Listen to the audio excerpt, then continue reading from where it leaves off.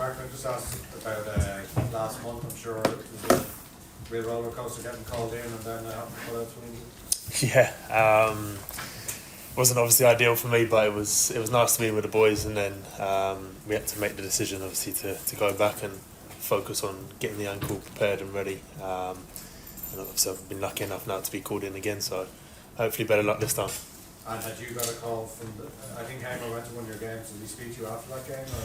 Yeah, he came to one of the games previous to getting called up, and we had a little conversation, but it still wasn't in 100%, so it was nice to get that call up. And it's obviously a position where Ireland have a lot of options. Maybe in another era, playing regularly in the Championship, you would have been in before now. Have you felt kind of frustrated at the kind of lack of opportunities, or just put it down to the competition that's there? Yes, obviously very strong competition in all positions, but obviously I'm aware in the centre half position as well there's guys playing at top levels and week in week out in the Premier League, so that's the level I hope to get to, but also hopefully I add something different to the squad, and hopefully I stay in here and can show that. Mark, how are you doing? Hi. I just want to ask you about your sort of formative years as in the defence. You came through Arsenal, so we all expect you to be a really classy football defender, which we've seen coming through your underage. You showed aspects of that. Then thrown into the Championship, I suppose. Was it a complete change to the scene, and is it, I suppose, have those years then really set you up for what role the Irish manager is looking for? Yeah, it's obviously completely different. Underage football, youth football, it can be a little bit false. I was lucky to obviously go out on loan pretty early when I was 19 up to Ipswich. Again, big club, playing good football. So I've always had that in the background, but there's different roles and different responsibilities that come with playing in the Championship. It's a lot of pressure. Managers want you to do different things. So I'd like to think that I have an array of different skill sets now. Not only just fancy on the ball. It's nice to do, but ultimately I'm a defender, so I've got to be able to stop it from going in the back of the net. But I suppose, does that give you the confidence then, though? Because the manager spoke before about defenders needing to know when they can step into that midfield role when there's space, or if they're only just 3-on-1 or something, they can just step in and push on. Is that something that you enjoy doing? Yeah, definitely. Look, I enjoy getting on the ball, like we all do. That's why we play the sport. So look, I'm happy to do any role that the gaffer wants me to do. But as I said, I think it's important that we're solid and we have a nice foundation to then build on. I don't always believe everything I read on the Wikipedia page, but it says your family have lawn bowling links. Is that true, or is that something that you partake in? And I imagine something that might help take your mind off football. Yeah, look, I can never get away from these questions, but yeah, my dad plays lawn bowls, and so does my older brother. So it's been in the family for a while now. In fact, my older brother's over in Hong Kong at the minute playing.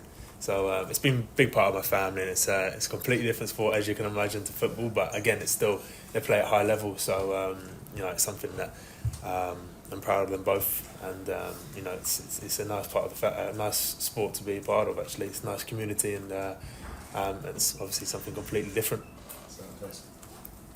And Mark, how does the lifestyle of an international lawn bowls player differ from the lifestyle of a footballer? Believe it or not much different. Not the way we are as a family, and how I've been brought up. So no, look, in terms of the actual sport, it's completely different. But the fundamentals of being a high level athlete, and it's pretty much the same. There's a lot of dedication that goes into it. So it's fair play to them, and they've been in a fortunate position to play for their country as well. And more on topic, I know, sorry, Sam, was talking about, there was a video session with a manager this morning. What's he stressing ahead of the game on Thursday? I think obviously we need to get into that winning culture, that winning mentality. I think it's important for everyone involved. Get back to doing the basics right. But as I mentioned there, doing the fundamentals, the basics well. Give a nice platform for everyone to build on, and the fans to get behind. Mark, when Cardiff told you during the summer your manager gave a quite complimentary words about you, but he did mention you didn't think your distribution was great. Would you agree with that? Is that something that you feel can be improved? If you do agree with it, or maybe? Yeah, look, I'm not a perfect player, so there's obviously going to be things that I need to work on. There's certainly more things than just distribution that I would like to work on. If I was sat here and say I was perfect, then I'd be lying to you. But no, definitely distribution is something I do feel I'm good at in terms of variation and long distance passing, short passing. As you mentioned there before, from my academy days in Arsenal and growing up through that, seeing the top level players, being involved in that, you can't get away with not being tidy on the ball. So it's something that obviously everyone can work on, and as the higher up you go, the more demand it is, the more demand there is for you to play and get on the ball. But as I said to you, my main role is to defend. And just on that, the influence of Mikel Arteta on you, I know you played a bit of pre-season, like, what would you have taken from him? I think it was more, the players, that's world class level, as you can see. They're now flying, and they've got the culture right there. But it's the demand he brings on the players. Training, there's no hiding, there's no getting away, there's no half-heartedness in training. It's 100% all the time, and it's something obviously I carry through myself and training. On that, would you have had many dealings with Liam Brady at Arsenal when you were coming through? Yeah, Liam was a big part of my academy days at Arsenal. We got on well, and he was obviously a big influence for me. And obviously, being an Irish heritage as well, it was nice to have him there. He was a big role, and it was nice to have him around when I was younger. And did he have to try and convince you that football rather than balls was the way to go? I think that was self-explanatory for me. I was always into every sport, to be honest, but football was always for me. Just on Liam, what kind of influence would he have had? You mentioned earlier when we kind of had the culture and what he demands. Would he have kind of stressed certain points to you as you were brought up? I think I was quite fortunate when I was younger to be in an environment where there was a lot of demand on youngsters in terms of discipline, hard work, and we didn't have all the luxuries that some of the academies have now, and even Arsenal. When I first joined Arsenal, it wasn't as luxurious as it is now. I've said a few years where they changed it all up, but it was very much head down work, which is pretty telling of an Irish player. What was it like at Arsenal when you started, and from your age group in terms of players who've gone on to make a career? Who else has kind of managed to do that? We had a good age group, to be fair. The 2001 age group, 2001 age group was a good age group. We had some really good boys. The majority of them are still in football, but a higher profile players would be someone like Bukayo Saka, Emile Smith-Rowe. They were my age group.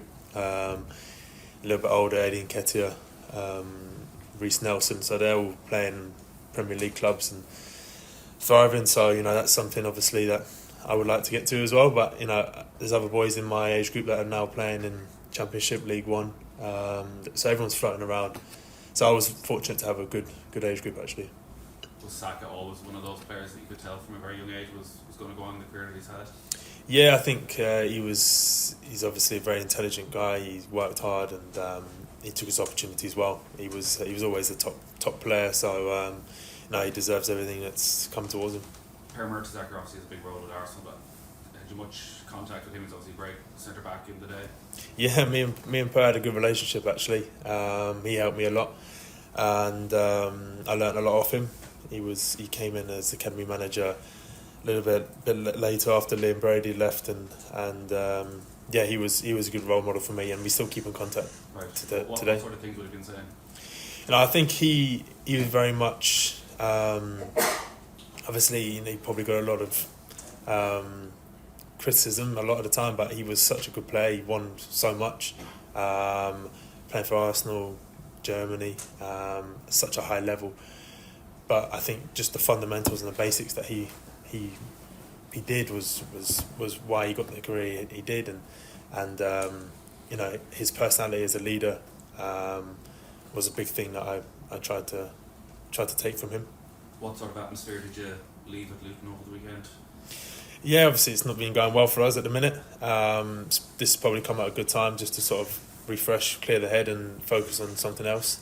But we've got a big task to get back to when this is all over. So obviously a lot of question marks about the manager at the moment and his future. What are your thoughts on that? Yeah, look, that's not for me to say. I can't comment on the manager's situation, but all I can focus on is how we're performing, and we know that we're not performing well enough at the minute, so we need to take responsibility for that, and then whatever happens from that happens. It's football. Hey Mark, I know we're going back into your life story again here, but you have musicians on one side of your family, is that right? There's a real... Yeah, well, music again is part of my family. I had two cousins who were musicians, and my dad's side is very much into that. I enjoy that as well as a downtime. Talk about relaxing and getting my mind off football. Music's probably the biggest part of that for me. Yeah, you play the piano, is that right? A little bit of piano, mostly guitar at the minute.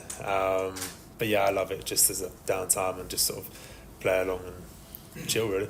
Yeah, like is that a good thing to have in football, just to have some release away from it? I think it's the most important thing to have some sort of release. It's very demanding football. It's very full on.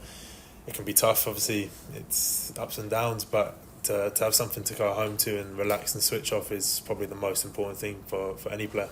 Was that something that started around the pandemic for you? Was there a long-term injury before or something? Was that Yeah, to be fair, the injuries have made me learn a lot about myself and how to deal with that side of it. I was probably too much of a perfectionist and so focused on the football that it was actually unhealthy in terms of getting injured and trying to get back too quickly or trying to focus on that too much, and it didn't help actually. So I found having another thing to focus on, whether it was music, whether it was family, whether it was friends, whether it was some sort of activity, really helped to switch off and help me on the pitch actually. Yeah, cause I know you were at Arsenal since you were 10, but it's a long time to be at a big club, and I guess when that comes to an end, like sometimes people really struggle, like going away from their first club. Does it help that you had some perspective maybe at that stage? Yeah, I think I was very fortunate to have the family and friends around me that kept me grounded and supported me. So I was always a player that wanted to play first team football at a young age. So as soon as I could, obviously injuries restricted me a little bit, but as soon as I could, I wanted to get out and play men's first team football. And I was very fortunate to go to Ipswich, big club, a lot of expectation. So that was really important for me, and I learned a lot in those couple of years. Mark's previous Ireland managers, some of them weren't that keen on the guitar playing from their players during camp. Have you had the guitar in? No, my guitar playing stays in my room and that's about it. So no, it's something I just enjoy doing and playing along at home and just chilling really. You can get Sammy to introduce you to Ed Sheeran. Yeah, I know, that would be nice actually. I'm going to speak to him after. Get a few guitars with him maybe. Any last questions? No, just check, Mark. Is your father John? Yes. And your brother's Tom? Yes. Yeah, and your father Jerry? Yes. Was he wearing the cup final yesterday? Sorry? Was he wearing the cup final? Yeah, well actually, yeah. I've got a few mates over there as well, and they were aware, so unfortunately it didn't quite go their way, did it? But No.